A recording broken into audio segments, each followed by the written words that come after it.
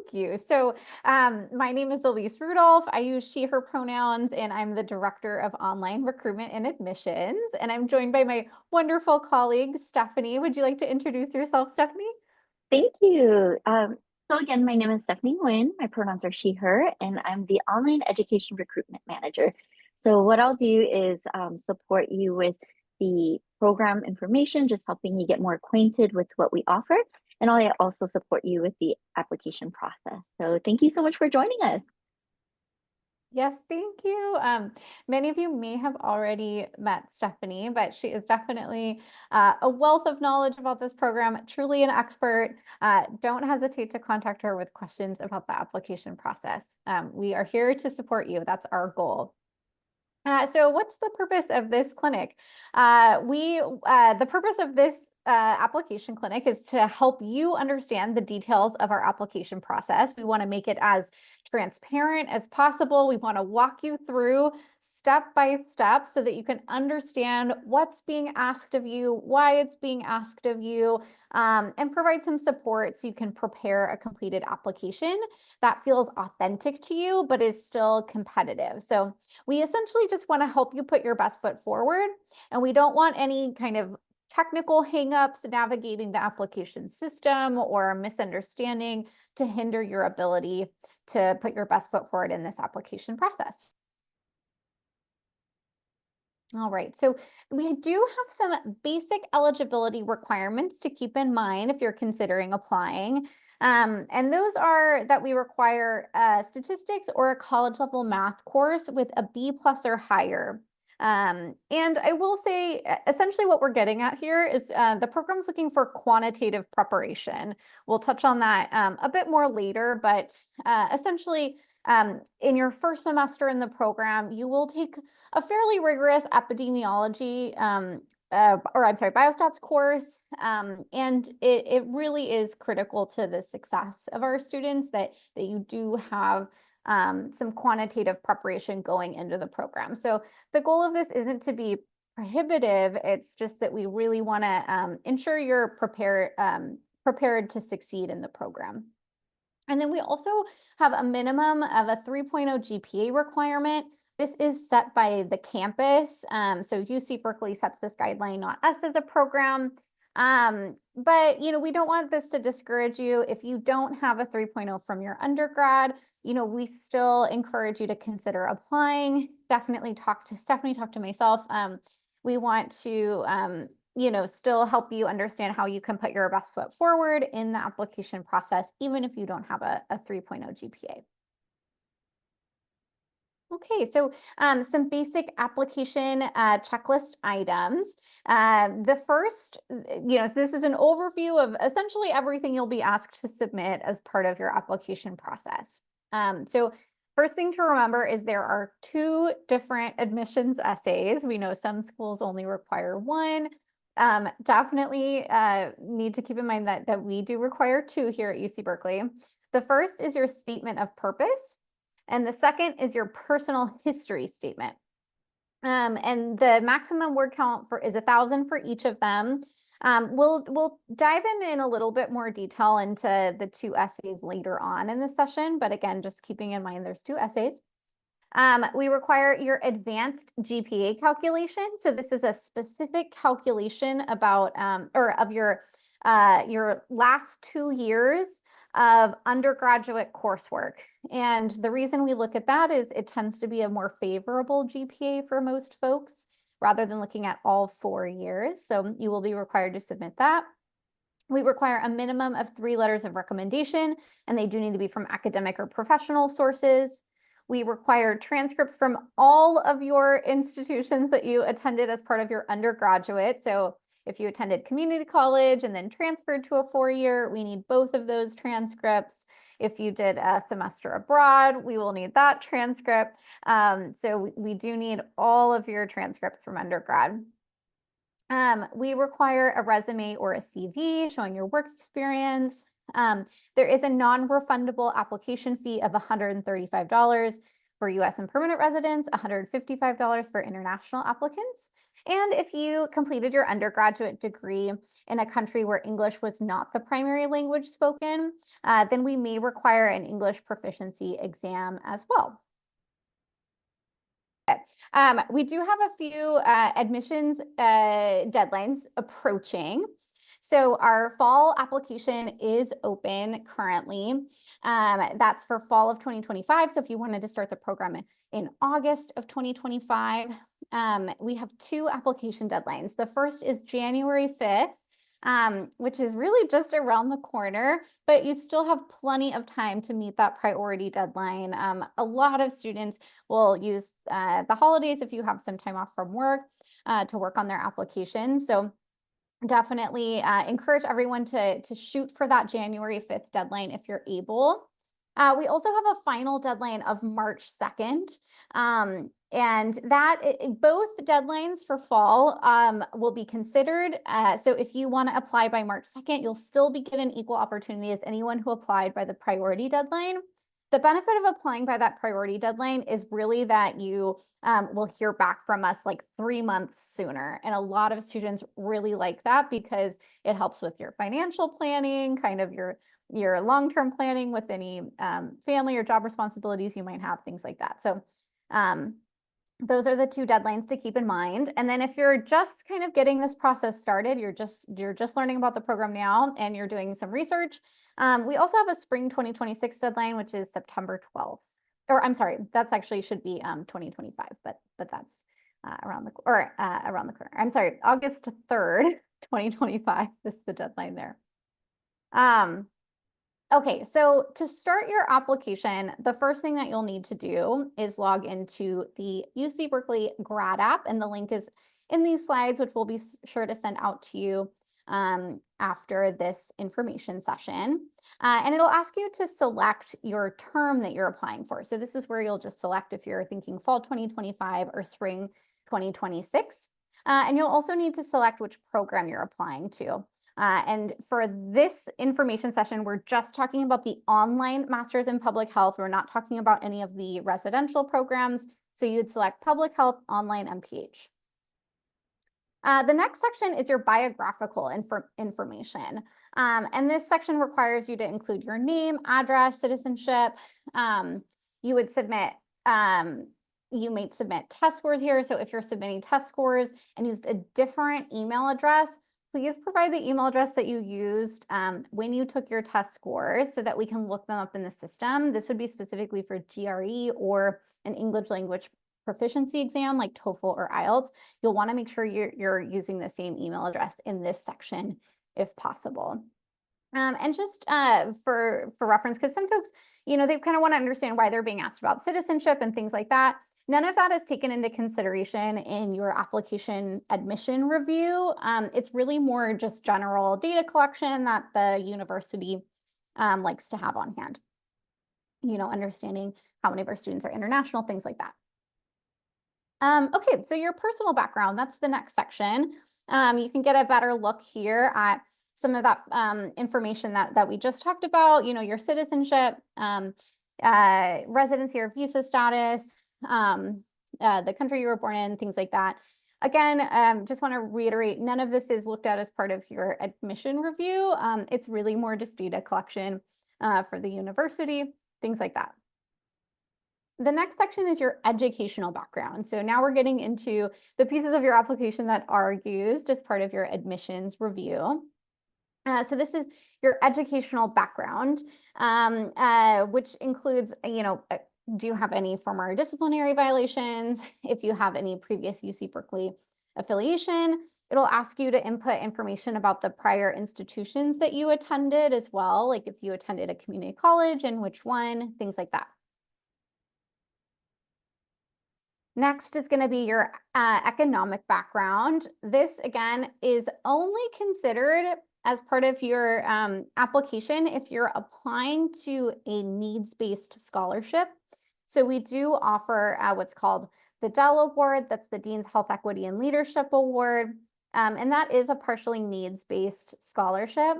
So if you are applying to the Dell Award, please do complete this section. If you're applying to the Rural Health and Innovation Scholarship Program, we also encourage you to complete this section as well, because needs-based criteria may be taken into consideration for that scholarship as well. But otherwise, this will not be considered as part of your admission to the program, just those 2 scholarships. All right, next is your academic history. So here you will actually go in and enter in all of the different schools that you attended, and it'll ask you to actually upload transcripts for those institutions as well. Now, you do not need to provide official transcripts. In fact, if you're uploading them yourself, they're automatically considered unofficial. So an unofficial copy is fine. You might still need to request an unofficial copy from your registrar, or you might be able to print this out from like your student portal in a prior institution, things like that. So do keep that in mind. It's helpful to have all of your transcripts ready on hand when you start the application. We usually recommend that. Just sort of take some time to get organized, get all of your transcripts lined up, and then complete this section of the application. All right, and next you'll go in and you'll input a few different GPAs. So another reason that it's handy to have all of your transcripts lined up in advance is because you might need to do some GPA calculation. So the first GPA that we ask you to report is your cumulative undergraduate GPA. So that's usually listed at the bottom of your degree awarding institution. The next that we require you to submit is your advanced GPA. And that's the one I mentioned earlier that is really just looking at your last 2 years of undergraduate coursework. And we do have a specific tool to help you calculate that, which again, we'll include in this presentation when we send it out. And you can see it's actually linked on this slide. But that sometimes requires a little bit of calculation, especially if you attended multiple institutions. So once again, I really encourage you to sort of have all of your transcripts lined up in advance. And then I'll be honest, these other sections, GPA for courses of study, it is required, but it's not something we typically look at as part of your application, but it is required. So the GPA for courses in your major field of study, you also might need to do some personal calculation to determine that if it's not already calculated on your transcript. And that's, again, just looking at the different classes that you took as part of your specific major. So not including any general education courses, just your major courses, and including that GPA here. And then the last 2 are optional. So if you've done any graduate coursework, like if you've done a previous master's or a post-bac program, you would include that GPA here at the bottom. Okay, the next section is languages, and it'll ask you to input any languages that you speak apart from English, as well as your proficiency level in those languages. Pretty straightforward. And the next is your letters of recommendation. So again, we require a minimum of 3 letters of recommendation. We highly encourage that at least one of these be professional. We are considered a professional degree program.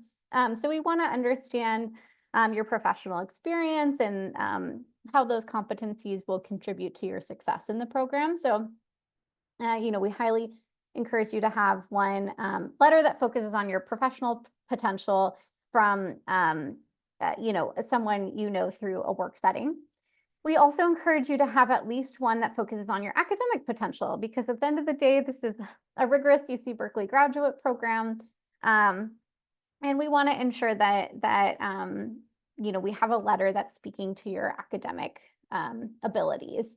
Now, we do understand being a program that's really geared toward folks who are in the workforce. We understand that some individuals have been out of school for a while. You might not be in touch with your prior professors in a long time, and that's completely okay. In that case, if you don't feel that you have any strong academic connections, you are welcome to submit only professional references. So all 3 can be professional. What we recommend in that case, though, is that you sort of coach at least one of those references to speak to your academic abilities and your academic qualities. So it could be, things you've learned on the job, you know, any sort of research skills that you may have brought into your workplace, things like that. So that's just something to keep in mind. Oh, welcome back, Stephanie. Thank you so much for your patience. No problem. Yeah, it's a crazy storm right now. All right, so a little tip for your recommendations. You definitely want to give your references time to write these. I highly recommend reaching out as soon as possible. Especially if you're considering applying by that priority deadline, you'll just want to go ahead and reach out as soon as possible. And when you submit your this section of your application, it'll ask you if you waive your right to view the recommendation. This is your choice. But I will say it's definitely a best practice, and it's something that we like to see in your application. It essentially just shows that you trust that your reviewer is going to write a positive recommendation.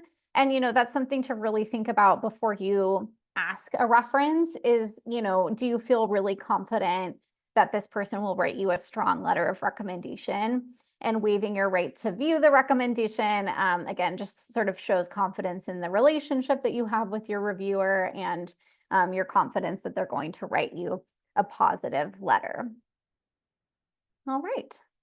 Oh, just some logistics that I glossed over on this slide. Essentially, what the application will do is it'll ask you to input the contact information, the emails of your 3 references, and then our system actually sends them a direct email asking them to submit the letter on your behalf. So you will want to give them a heads up before you submit this section of your application, because they will get that notice from UC Berkeley asking them to submit the letter once you submit this section. All right, employment history. So in this section, it's very similar to your academic history. Essentially, it will ask you to go in and input all of your prior employment experiences. You don't necessarily have to put every single one, but we do encourage you to go back, I think up to 3 former employers, up to 3. So if you only have 1, that's okay. And you'll want to input your most current, or your current employer as your first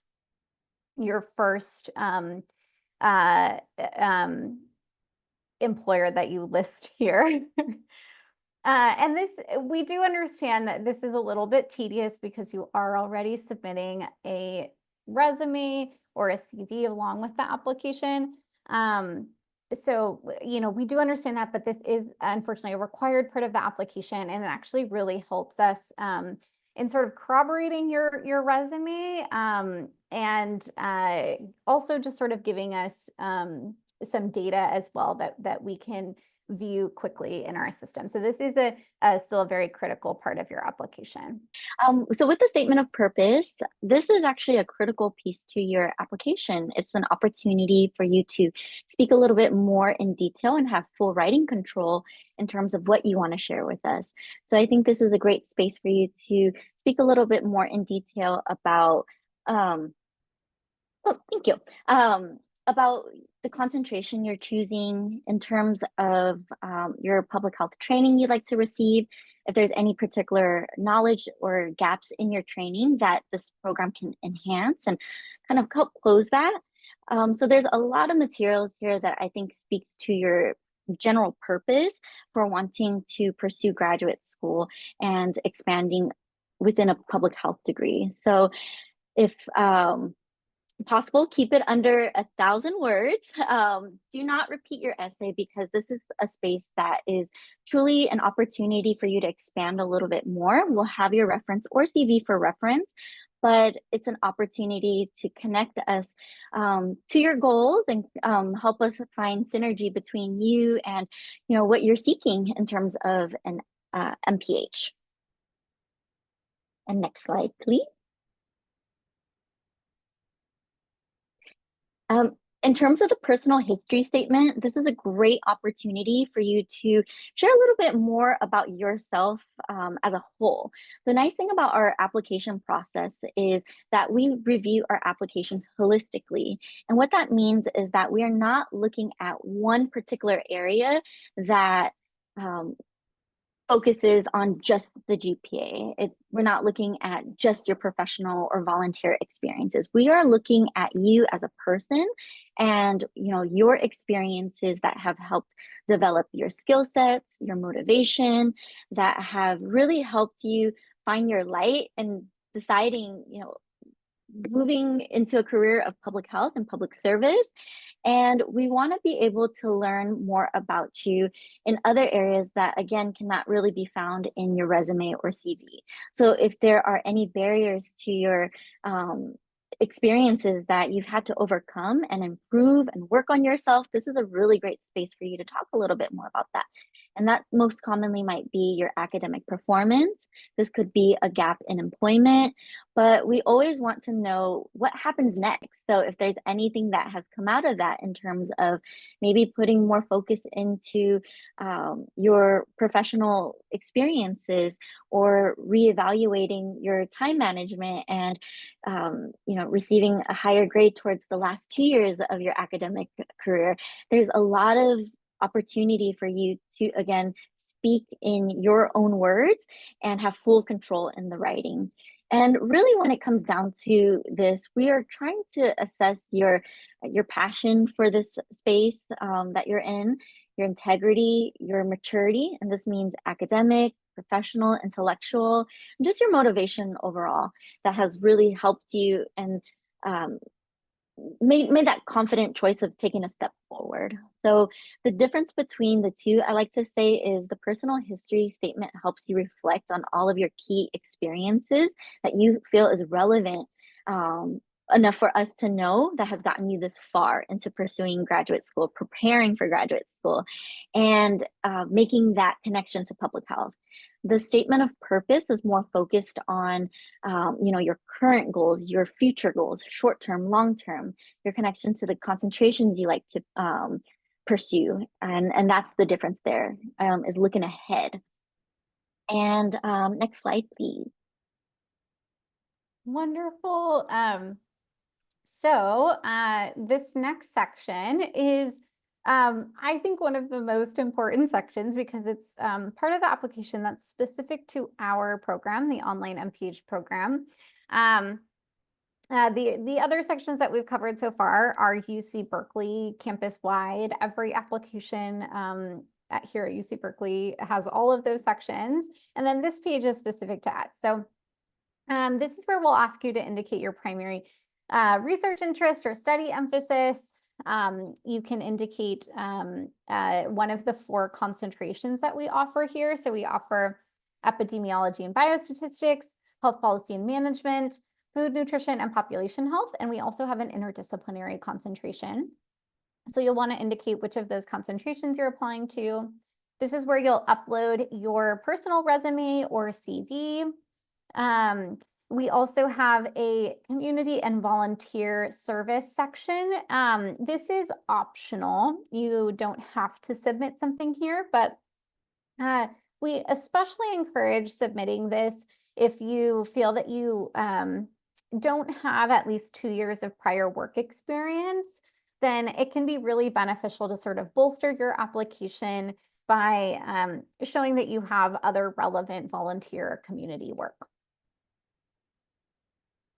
All right. And this is just sort of later on down that same page. We ask for your relevant information. And this section says, in light of our GRE optional policy, you may complete the skills info text box below or provide other documentation highlighting your verbal, quantitative, or analytical writing skills that prepare you for the specific program to which you are applying. So essentially what this is it's another opportunity for you to tell us how you are academically prepared for the program. This is going to be a really important section if you haven't met that 3.0 minimum GPA requirement.